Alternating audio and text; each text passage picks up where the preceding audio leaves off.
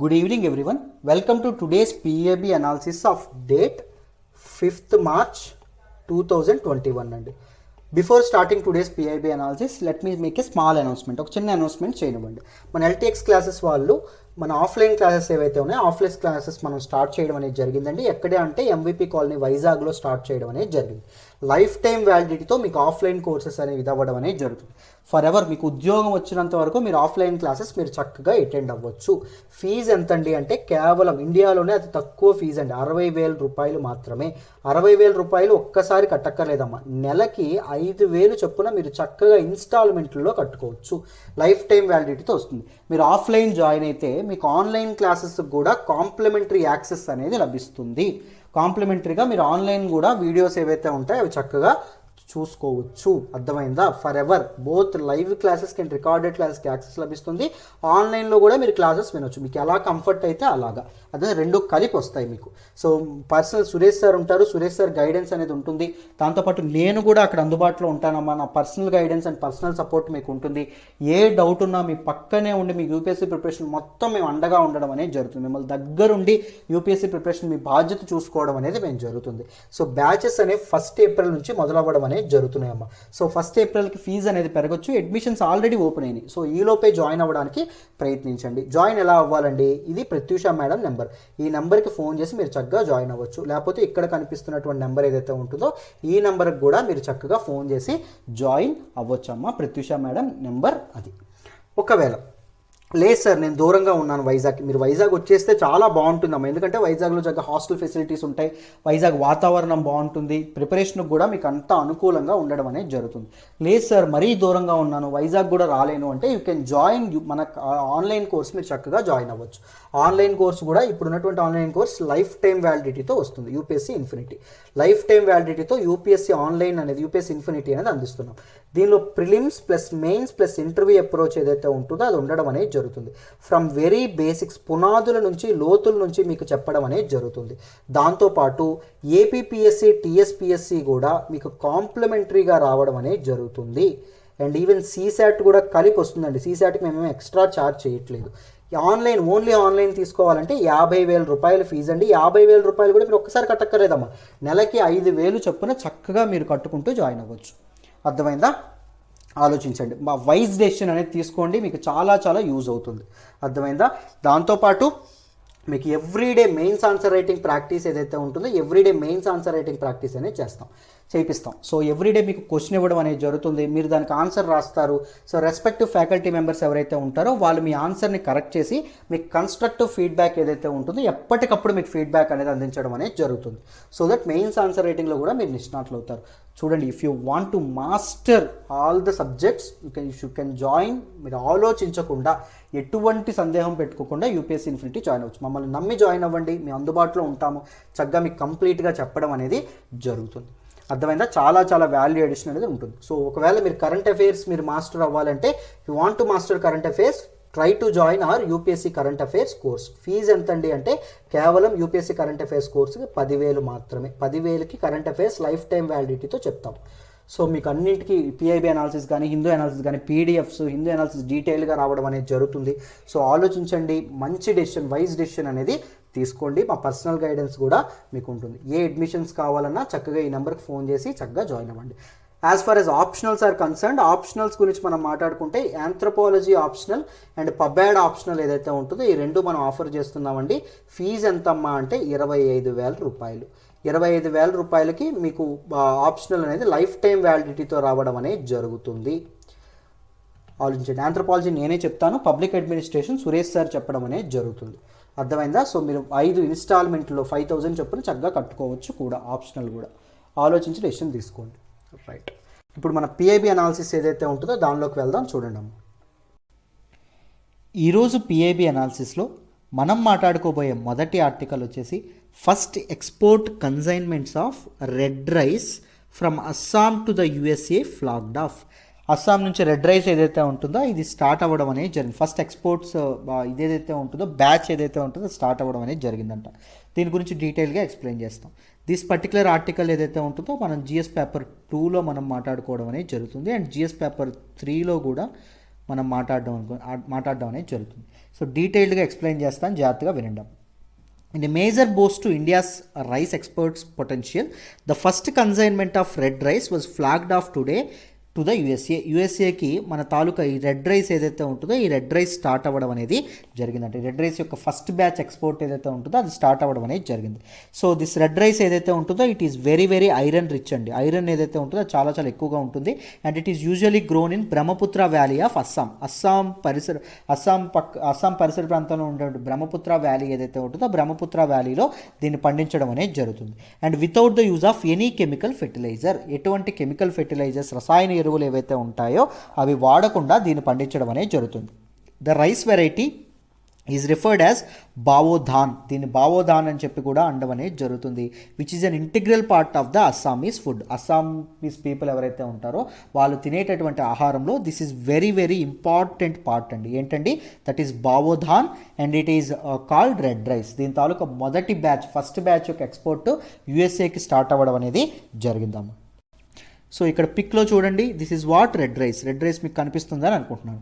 The red rice is being sourced by leading rice exporters LT foods. So వీళ్ళు source చేస్తూ ఉన్నారు. And APEDA has promoting rice exports through collaboration with various stake holders in the value chains. So మన తాలూకా APEDA ఏదైతే ఉందో agriculture and processed food products export development authority ఏదైతే ఉంటుందో ఈ rice exports అనేవి ప్రమోట్ చేయడానికి వాళ్ళు డిఫరెంట్ స్టేక్ హోల్డర్స్తో కొలాబరేట్ అవ్వడం అనేది జరుగుతుంది అని చెప్పడం అనేది జరిగింది. Now let us understand some facts about this APEDA ఏదైతే ఉంటుందో దీని గురించి కాస్త ఫ్యాక్ట్స్ తెలుసుకుందాం. చూడండి అమ్మా, APEDA the agriculture and processed food products export development authority ఏదైతే ఉంటుందో it is established by the government of India establish చేయడం అనేది జరిగింది under agriculture and processed food products export development authority act 1985లో తీసుకొచ్చినటువంటి ఈ agricultural and processed food products export development authority act కింద ఈ చట్టం కింద దీన్ని ఇది చేయడం అనేది జరుగుతుంది. It functions under the ministry of commerce and industry. ఇలాంటి వెరీ ఇంపార్టెంట్ అండి. సో ఏపీఈడిఏ ఏదైతే ఉంటుందో ఇది దేని అండర్లో ఉంటుంది, it functions under the ministry of commerce and industry అండర్లో ఇది పనిచేయడం అనేది జరుగుతుంది. APEDA is mandated with the responsibility of export promotion and development of the scheduled products. ఈ షెడ్యూల్డ్ ప్రొడక్ట్స్ ఏవైతే ఉన్నాయి ఈ scheduled products government will assign some products as scheduled products అండి. అర్థమైంది. షెడ్యూల్డ్ ప్రొడక్ట్స్ యొక్క ఎక్స్పోర్ట్స్, దాంతోపాటు వీటి యొక్క development and export promotion, agriculture products and processed food products యొక్క ఎక్స్పోర్ట్ ఏదైతే ఉంటుందో దాన్ని ఎన్ష్యూర్ చేసే విధంగా, దాన్ని డెవలప్ చేసే విధంగా ఇది చేయడం అనేది జరుగుతుంది. So the government has set up the Rice Export Promotion Forum under the aegis of APEDA. APEDA అండర్లో రైస్ ఎక్స్పోర్ట్ ప్రమోషన్ ఫోరం ఏదైతే ఉంటుందో REPF ఏదైతే ఉంటుందో దీన్ని గవర్నమెంట్ సెటప్ చేయడం అనేది జరిగింది. And this REPF has representatives from rice industry exporters officials from APEDA. So different officials from APEDA కానీ ఎక్స్పోర్టర్స్ కానీ ఇండస్ట్రీ పర్సనల్ కానీ ఇండస్ట్రీ పీపుల్ కానీ వీళ్ళందరూ REPFలో రైస్ ఎక్స్పోర్ట్ ప్రమోషన్ ఫోరం ఏదైతే ఉంటుందో దీనిలో సభ్యులుగా ఉండడం అనేది జరుగుతుంది. This rice export promotion forum works under the Aegis of APEDA. గుర్తుపెట్టుకోండి, APEDA comes under the ministry of commerce and industry. జాగ్రత్తగా గుర్తుపెట్టుకోండి అమ్మా.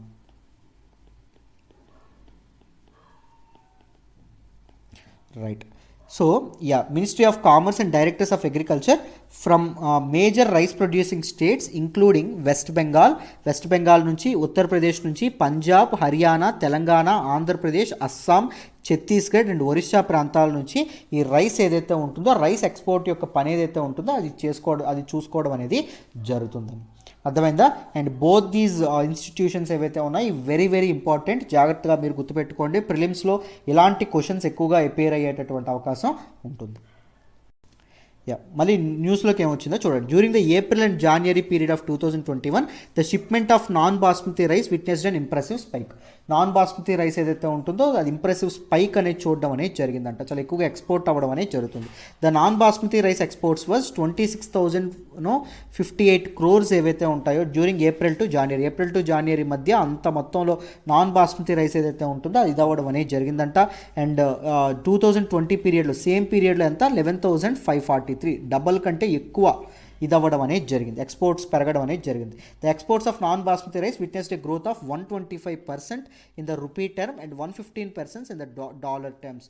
సో డాలర్ టర్మ్స్లో 115% అండ్ రూపీ టర్మ్స్లో 125%.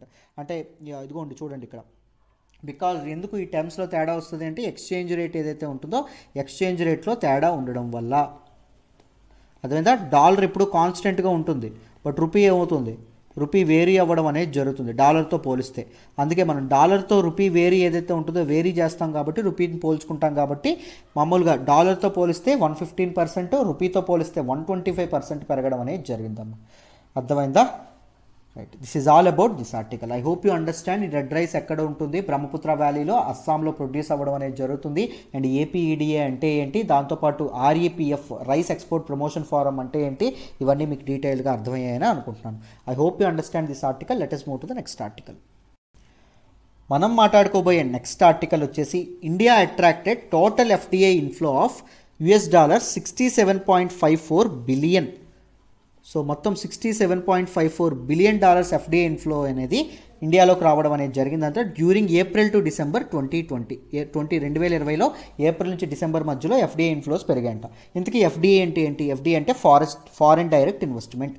దీని గురించి మొదట ప్రిలిమ్స్ ఫ్యాక్ట్స్ చూద్దాం, దాని తర్వాత నెక్స్ట్ దానికి వెళ్దాం. చూడండి, foreign direct investment is an investment made by a company or an individual in one country into business interest located in another country.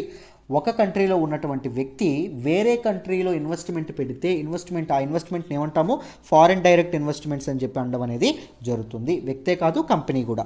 FDI is an important driver of economic growth. Foreign direct investment ఏదైతే ఉంటుందో it is an important driver of economic growth. ఎందుకంటే FDIs వచ్చేటప్పుడు ఏమవుతుంది, మామూలుగా technology అనేది కంట్రీలోకి రావడం అనేది జరుగుతుంది. ఎక్స్పర్ట్స్ ఎవరైతే ఉన్నారో ఎక్స్పర్టైజ్ అనేది కూడా రావడం అనేది జరుగుతుంది. దాంతోపాటు మామూలుగా ఏమవుతుంది, మామూలుగా ఇన్వెస్ట్మెంట్స్ వస్తే మన ఎంప్లాయ్మెంట్ ఏదైతే ఉంటుందో ఎంప్లాయ్మెంట్ జనరేషన్ కూడా పెరగడం అనేది జరుగుతుంది. ఈవెన్ జీడిపి ఏదైతే ఉంటుందో జీడిపి గ్రోత్ కూడా పెరుగుతుంది.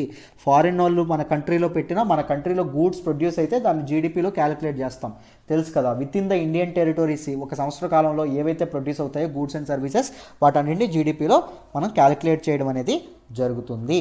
అర్థమైందా? రైట్. సో నెక్స్ట్ చూడండి, FDI is an important source of non-debt finance for the economic development of India. Economic development of India ki it is one of the important source of non-debt fund. అప్పు చేయకుండా మనకు finance అనేది దొరుకుతుంది.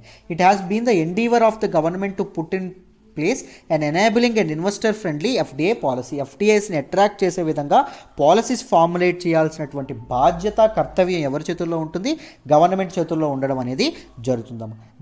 The intent all this while has been to make the FDI policy more investor friendly. So ఎక్కువగా government ఏ ఇంటెంట్తో ఉంటుంది, FDI policy more investor ఫ్రెండ్లీగా ఉండడానికి ప్రయత్నించడం అనేది జరుగుతుంది. Continuing on the path of FDI liberalisation and simplification, government has carried out FDI reforms across various sectors. Government FDI పాలసీని ఇది చేయడానికి ఏం జరుగుతుంది, ఈజ్ ఆఫ్ డూయింగ్ బిజినెస్ ఏదైతే ఉంటుందో దాన్ని ప్రమోట్ చేయడానికి, దాంతోపాటు ఇన్వెస్ట్మెంట్స్ FDI ఇన్వెస్ట్మెంట్స్ ఏవైతే ఉన్నాయో వాటిని ఇది చేయడానికి, దాంతోపాటు చైనీస్ నుంచి బయటికి వెళ్ళిపోతున్నటువంటి ఇన్వెస్ట్మెంట్స్ మన ఇండియాకి అట్రాక్ట్ చేయడానికి. మనకు మెయిన్ పెద్ద దీనిగా కాంపిటేటర్గా వియత్నాం ఉంది. వియత్నాం నుంచి మన ఇండియా ఏదైతే ఉంటుందో ఇండియాకి అట్రాక్ట్ చేయడానికి ఇన్వెస్ట్మెంట్స్ కోసం very liberalised and simplified policies FDI policies ఏవైతే ఉన్నాయో అది మన గవర్నమెంట్ అనేది ఫార్ములేట్ చేయడం అనేది జరుగుతుంది. అవునా? వెరీ వెరీ ఇంపార్టెంట్ కదా. సో గవర్నమెంట్ అనేది ఫార్ములేట్ చేయడం అనేది జరుగుతుంది, అది కూడా గుర్తుపెట్టుకోవాలి.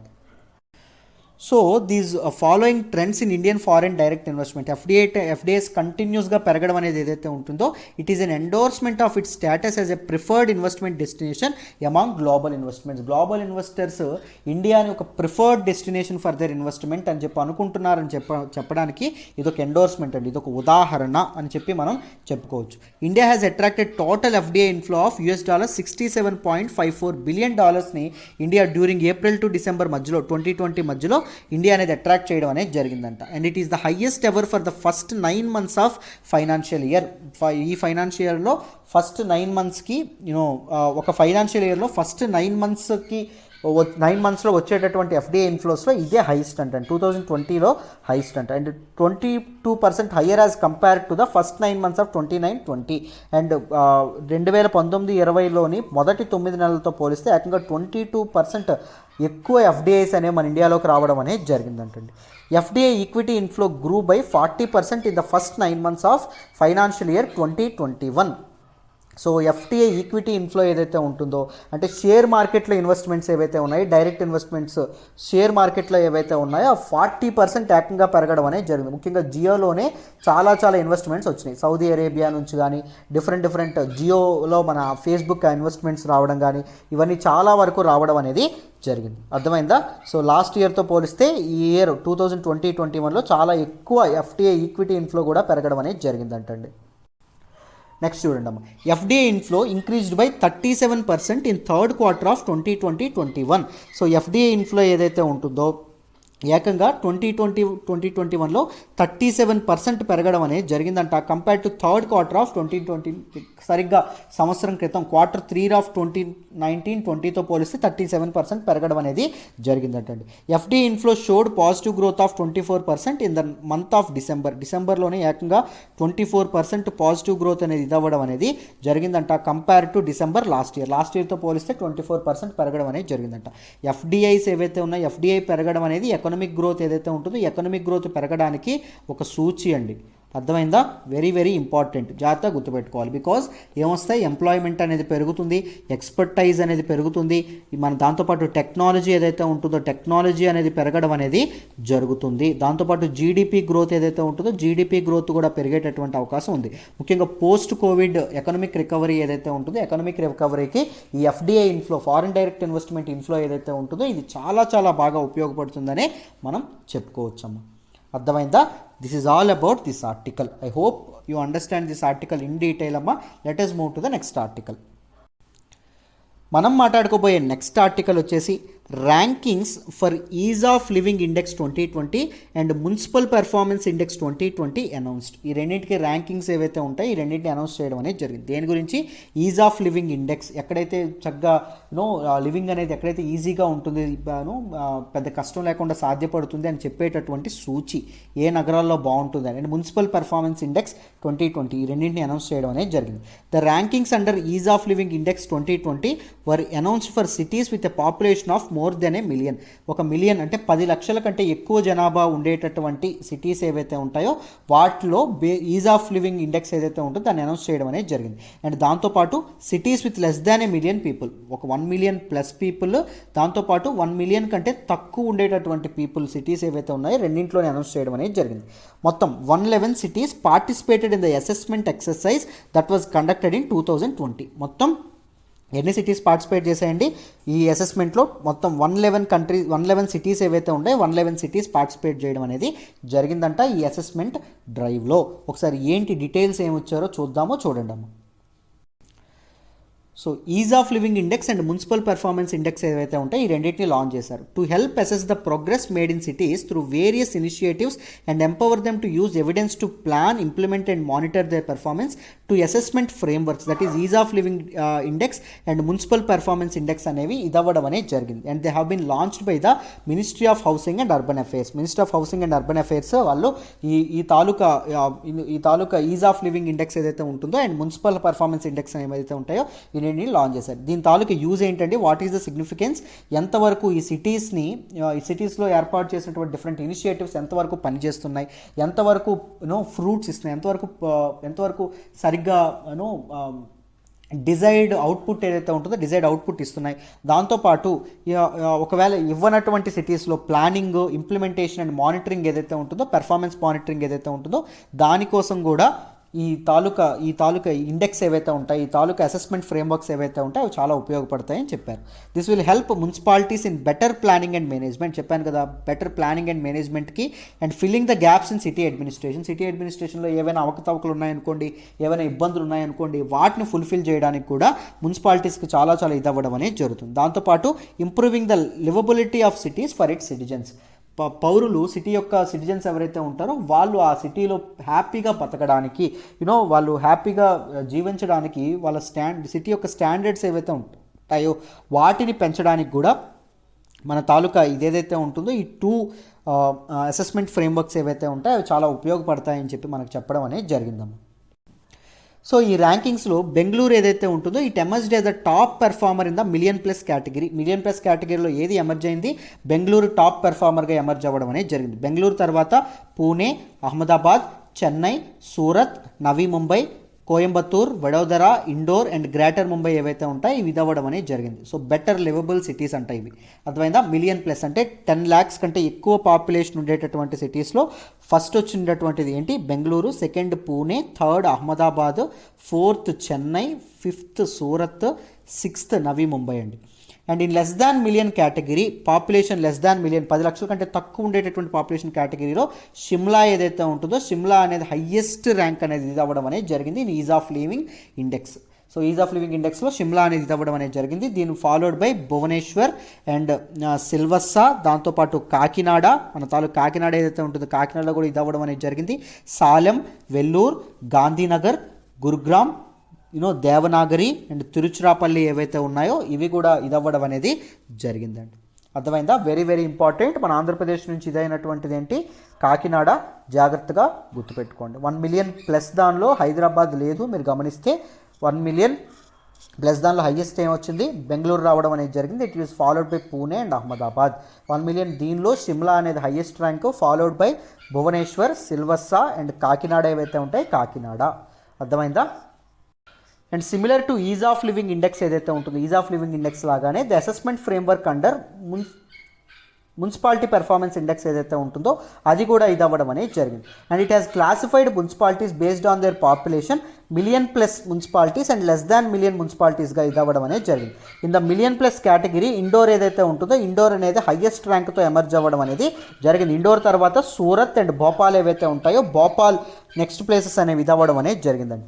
And in less than million category ఏదైతే ఉంటుందో లెస్ దాన్ మిలియన్ కేటగిరీ మీరు చూసుకుంటే న్యూఢిల్లీ ఏదైతే ఉంటుందో న్యూఢిల్లీ మున్సిపల్ కౌన్సిల్ అనేది ఎమర్జ్ అవ్వడం అనేది జరిగిందండి లీడర్గా. And followed by Tirupati and Gandhinagar ఏవైతే ఉంటాయో తిరుపతి అండ్ గాంధీనగర్ కూడా ఇదవ్వడం అనేది జరిగిందమ్మా. అర్థమైందా.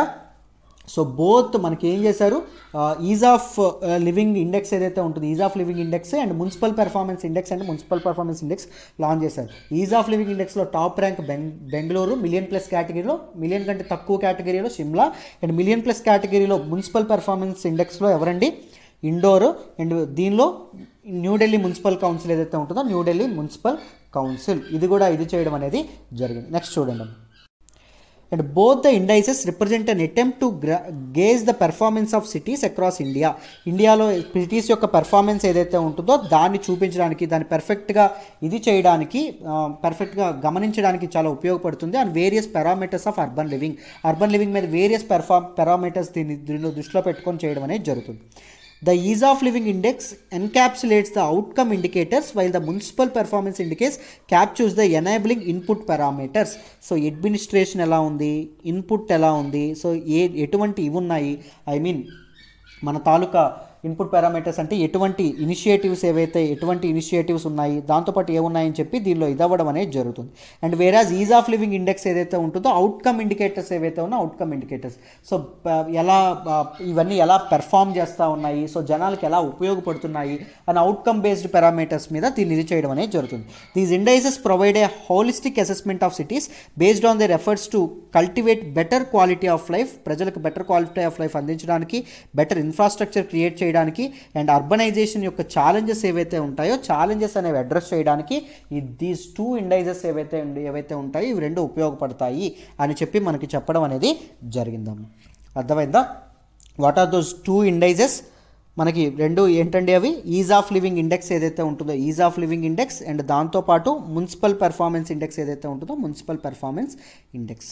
ఐ హోప్ ఈ ఆర్టికల్ ఏదైతే ఉంటుందో ఇది కూడా మీకు డీటెయిల్డ్గా అర్థమైందనే అనుకుంటున్నాను.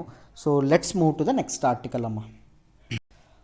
మనం మాట్లాడుకోబోయే నెక్స్ట్ ఆర్టికల్ వచ్చేసి doctor Harshvardhan launches CSIR floriculture mission. ఈ ఫ్లోరికల్చర్ అంటే ఏంటి, సిఎస్ఐఆర్ ఫ్లోరికల్చర్ మిషన్ ఏంటి, వీటన్నింటి గురించి డీటెయిల్గా తెలుసుకుందాం. దాని సిగ్నిఫికెన్స్ ఏంటి డీటెయిల్గా తెలుసుకుందాం, జాగ్రత్తగా వినండి. డాక్టర్ హర్షవర్ధన్ ఎవరైతే ఉన్నారో ఈయన మన తాలూకు యూనియన్ మినిస్టర్. ఈయన today exhorted scientist of CSIR laboratories across the country to develop land available at each laboratory to be set up as the model under the CSIR floriculture mission ఏదైతే ఉంటుందో దీన్ని లాంచ్ చేయడానికి ఎంత ల్యాండ్ ప్రతి ఒక్క ల్యాబొరేటరీకి available land ఎంత ఉంది అని చెప్పి ఇది చేయడం అనేది జరిగిందండి. సో ఒక అసెస్మెంట్ అనేది లాంచ్ చేయడం అనేది జరిగింది to launch CSIR floriculture mission. ఈ సిఎస్ఐఆర్ ఫ్లోరికల్చర్ మిషన్ గురించి డీటెయిల్గా తెలుసుకుందాం, జాగ్రత్తగా వినండి అమ్మా. So what do you mean by floriculture in the first place? First floriculture అంటే ఏంటో తెలుసుకుందాం. చూడండి, ఫ్లోరికల్చర్ ఆర్ ఫ్లవర్ ఫార్మింగ్ అని చెప్పి దీన్ని అనడం అనేది జరుగుతుంది. పువ్వులు పండించడం. It is a discipline of horticulture concerned with the cultivation of flowers and ornamental plants for gardens. So flowers, దాంతోపాటు ఆర్నమెంటల్ ప్లాంట్స్ ఏవైతే ఉంటాయో, ముఖ్యంగా మనం అలంకరించేటటువంటి పువ్వులు ఏవైతే ఉంటాయో అవి, and floristry and comprising the floral industry. So floral industry అంటే పువ్వులకు సంబంధించినటువంటి ఇండస్ట్రీ, దాంతోపాటు ఫ్లోరిస్ట్రీ, దాంతోపాటు అలంకరణకు సంబంధించినటువంటి పువ్వులు, వీటన్నిటి కల్టివేషన్ ఏదైతే ఉంటుందో, వీటన్నిటి ఫార్మింగ్ ఏదైతే ఉంటుందో దాన్ని ఫ్లోరికల్చర్ అని చెప్పి మనం అనడం అనేది జరుగుతుంది. The development via plant breeding of new varieties is a major occupation of floriculturist. So plant breeding ద్వారా ఈ డిఫరెంట్ ప్లాంట్స్ ఏవైతే ఉంటాయి, ఫ్లవర్స్ ఏవైతే ఉంటాయో వీటిని ప్రొడ్యూస్ చేయడం, వీటిని ఫామ్ చేయడం, this is the major occupation and major activity of floriculturist అండి. ఈ పువ్వుల్ని పండించే వాళ్ళు ఎవరైతే ఉంటారో పువ్వుల్ని పండించే వాళ్ళు. అర్థమైందా? రైట్. సో దీని ఆబ్జెక్టివ్ చూడండి, సిఎస్ఐఆర్ ఫ్లోరికల్చర్ మిషన్ యొక్క objective. What is the objective of the mission? The CSIR floriculture mission aims to focus on commercial floral crops, కమర్షియల్గా వైబుల్ అయ్యేటటువంటి, ఎక్కువ కాస్ట్ ఉండేటటువంటి ఫ్లవర్ క్రాప్స్, దాంతోపాటు seasonal and annual crops, flower crops, దాంతోపాటు cultivation of flower crops for honeybee rearing, honeybees ఉపయోగించేటటువంటి flowers ఏవైతే ఉంటాయో, ఎందుకంటే హార్టికల్చర్కి కూడా చాలా ఉపయోగపడుతుంది. అండ్ వైల్డ్ ఆర్నమెంట్స్ ఏవైతే ఉంటాయో ఆర్నమెంట్స్, ఎక్స్పెన్సివ్ ఆర్నమెంట్స్ ఏవైతే ఉంటాయో ఆర్నమెంట్స్, వీటిలో ఉపయోగపడేటటువంటి పువ్వులు ఏవైతే ఉంటాయో వాటిని పండించడం మీద ఎక్కువ ఫోకస్ అనేది ఈ సిఎస్ఐఆర్ ఫ్లోరికల్చర్ మిషన్ అనేది పెట్టడం అనేది జరిగింది. And some of the popular floriculture crops include marigold, rose, carnation and chrysanthemum, gladiolus and gerbera and canna, lilium and టర్బెరోజ్.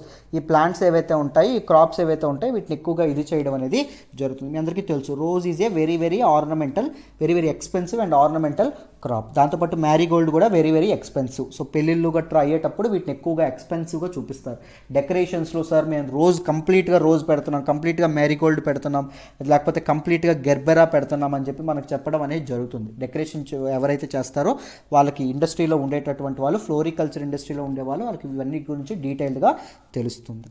అర్థమైందా? నెక్స్ట్ చూడండి. So what is the significance of this mission? The CSIR Floriculture Mission is expected to create opportunities for entrepreneurship development in floriculture.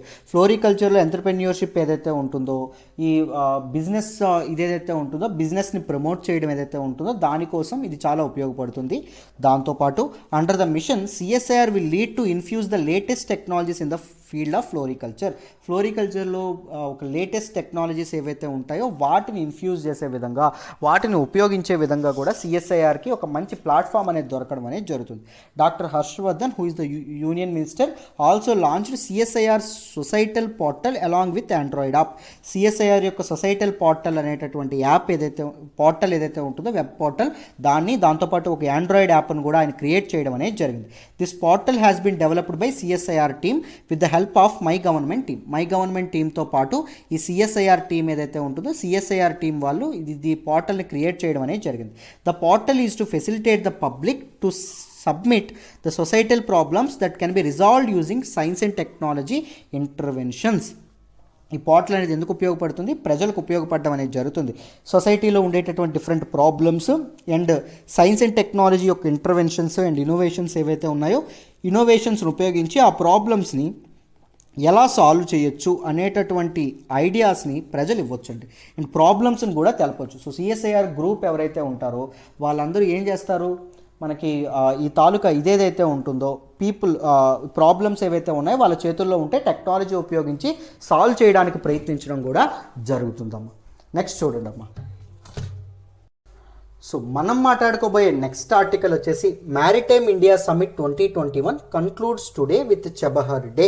Maritime India summit 2021 ఏదైతే ఉంటుందో అది నిన్న 4th December ఏదైతే ఉంటుందో 4th డిసెంబర్ని conclude అవ్వడం అనేది జరిగింది. దాని గురించి మాట్లాడుతున్నారు. జిఎస్ పేపర్ 2లో ఈ చబహర్ డే గురించి వెరీ ఇంపార్టెంట్, జాగ్రత్తగా గుర్తుపెట్టుకోండి. ఇండియా అండ్ ఇరాన్ రిలేషన్స్ ఏవైతే ఉన్నాయో, ఇరాన్ రిలేషన్స్లో చాలా ఇంపార్టెంట్ అమ్మ. So the second edition of virtual maritime summit maritime India summit 2021 ఏదైతే ఉంటుందో ఇది కన్క్లూడ్ అవ్వడం అనేది జరిగింది. ఎప్పుడు అంటే ఈ రోజు. The 3-day maritime conference was one of the biggest virtual maritime summits in the world. So ప్రపంచంలోనే వన్ ఆఫ్ ద అతి పెద్దదైనటువంటి విర్చువల్ మ్యారిటైమ్ సమిట్ ఏంటి అంటే ఈ తాలూకా మ్యారిటైమ్ ఇండియా సమిట్ 2021. సో దీని ఒక ఫైనల్ డే చబహర్ డేగా దాన్ని వ్యవహరించి దాన్ని కన్క్లూడ్ చేయడం అనేది జరిగింది. చబహర్ పోర్ట్ ఎక్కడ ఉంటుందో మీరు ఈరోజు హిందూ అనాలిసిస్ చూస్తే నేను చెప్పానండి.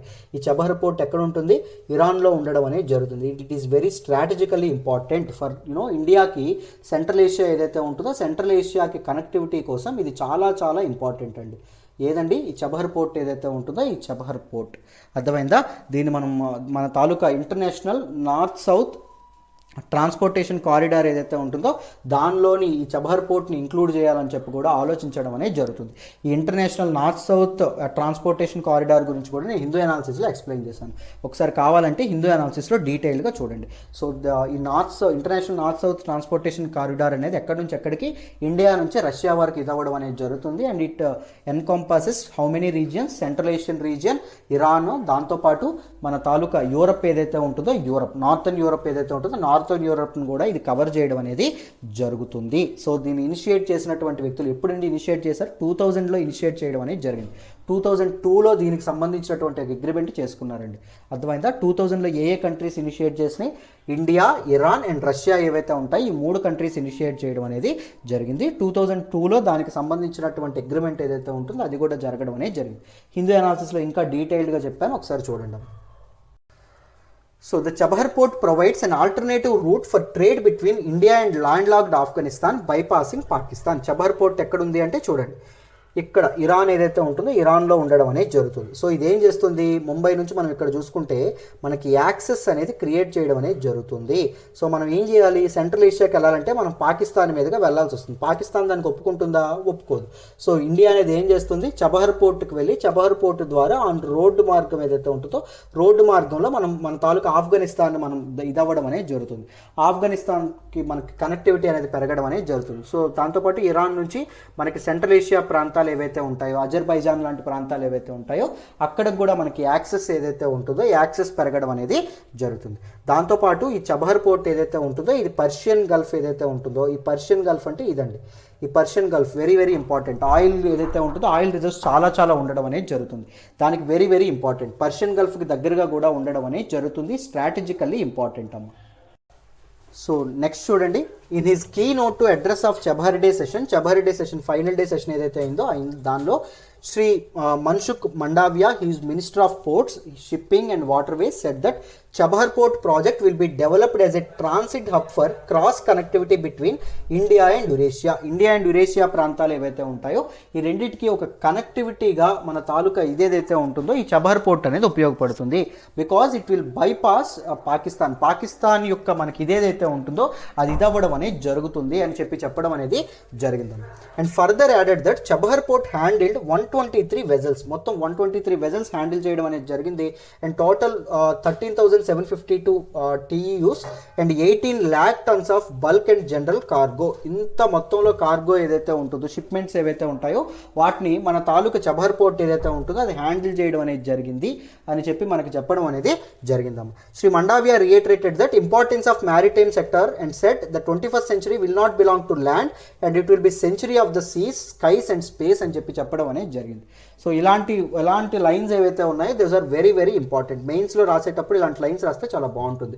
The 21st century will not belong to land ఇదవ్వదు and it will be century of the Cs, సముద్రాలు, స్కైస్, ఆకాశం అండ్ స్పేస్, అంతరిక్షం ఏదైతే ఉంటుందో అంతరిక్షానికి చెందుతుంది అని చెప్పడం అనేది జరిగింది. Very very very important lines అమ్మ. అర్థమైందా. సో వీటన్నింటినీ, ఈ ఆర్టికల్స్ అన్నింటినీ రోజు PIB analysis and Hindu analysis చేస్తాను. చక్కగా మీరు ఫాలో అవుతూ ఉండండి. మీకు చాలా చాలా వాల్యూ ఎడిషన్ ఉంటుంది. మీ ప్రిపరేషన్ అద్భుతంగా జరుగుతుంది, నన్ను నమ్మండి. చాలా ఎక్కువ నేర్చుకున్నట్టు మీకు అనిపిస్తుంది. కరెంట్ అఫైర్స్ ఆర్టికల్స్ ఎక్కువ కవర్ అవుతాయి. అర్థమైందా. సో మీకు కాంప్రహెన్సివ్గా మీకు అర్థం చేసుకోగలరు, ఆలోచించండి. అండ్ మీరు యూపీఎస్సీ ఇన్ఫినిటీ జాయిన్ అయితే మీకు ఇవన్నీ చక్కగా లైఫ్ టైం రావడం అనేది జరుగుతుంది. లేకపోతే కరెంట్ అఫైర్స్ కోర్స్ కూడా మీరు జాయిన్ అవ్వచ్చు. ఎలా జాయిన్ అవ్వచ్చు? ఆ మేడం ప్రత్యూష మేడం నెంబర్ అదండి మీకు కనిపిస్తున్నటువంటి నెంబర్. ఆ నెంబర్కి ఫోన్ చేసి మీరు చక్కగా మీరు యూపీఎస్ ఇన్ఫినిటీలో అయినా లేకపోతే కరెంట్ అఫైర్స్ కోర్స్లో అయినా కరెంట్ అఫైర్స్ ఇన్ఫినిటీలో అయినా ఇది అవ్వచ్చు. కరెంట్ అఫైర్స్ ఎంతండి ఫీజు అంటే కేవలం 10,000 రూపాయలమ్మా. 10,000 రూపాయలకి లైఫ్ టైం వ్యాలిడిటీ అనేది అందిస్తున్నాము. లైఫ్ టైం వ్యాలిడిటీతో మీకు కరెంట్ అఫైర్స్ చెప్పడం అనేది జరుగుతుంది. 10,000 కూడా ఒక్కసారి కట్టక్కర్లేదు. నెలకి 2,000 పెర్ మంత్ చొప్పున మీరు చక్కగా కట్టుకోవచ్చు. ఈ పీడిఎఫ్ ఏదైతే ఉంటుందో ఈ పీడిఎఫ్ కూడా మీకు చక్కగా పోస్ట్ చేయడం అనేది జరుగుతుందమ్మా. అర్థమైందా? మీకు కరెక్ట్గా పీడిఎఫ్ కూడా అందుబాటులో ఉంటుంది. So PIB analysis PDF, Hindu analysis PDF అన్నీ మీకు వస్తాయి మీరు కరెంట్ అఫైర్స్లో జాయిన్ అయితే. ఇన్ఫినిటీలో జాయిన్ అయితే ఇన్ఫినిటీ కమ్స్ విత్ ఎవ్రీథింగ్, అన్నీ వచ్చేస్తాయి ఇన్ఫినిటీలో. కరెంట్ అఫైర్స్, జిఎస్ అన్నీ మీకు రావడం అనేది జరుగుతుంది. Prelims plus mains plus interview అప్రోచ్లో మీకు ఉండడం అనేది జరుగుతుంది. లైఫ్ టైం వ్యాలిడిటీతో both live sessions plus recorded సెషన్స్కి మీకు యాక్సెస్ అనేది లభిస్తుందండి. చక్కగా ఎక్కువ ఆలోచించమాకండి. సో వైజ్ డెసిషన్ తీసుకోండి. మీకు ఎప్పుడు నేను మమ్మల్ని నమ్మి జాయిన్ అవ్వండి. మీ నమ్మకం వమ్ము కాదు. You can master current affairs, trust me on that. నా పర్సనల్ గైడెన్స్ కూడా మీకు ఎప్పుడు అందుబాటులో ఉంటుంది. అర్థమైందా? మీరు వర్క్ చేయాలే కానీ మీకోసం ఎంత ఎఫర్ట్ అయినా పెడతాం, ఎంత స్ట్రెచ్ అయినా అవుతాం. అర్థమైందా? సో మీకోసం ఎన్ని మైల్స్ అయినా వెళ్ళడానికి మేము సిద్ధంగా ఉన్నాం. So try to join this course and make use of our efforts. Right. Thank you so much అమ్మ. This is all about today's PIB analysis. మళ్ళీ రేపటి పిఐబి అనాలిసిస్ అండ్ హిందూ అనాలిసిస్లో కలుసుకుందాం. బాయ్.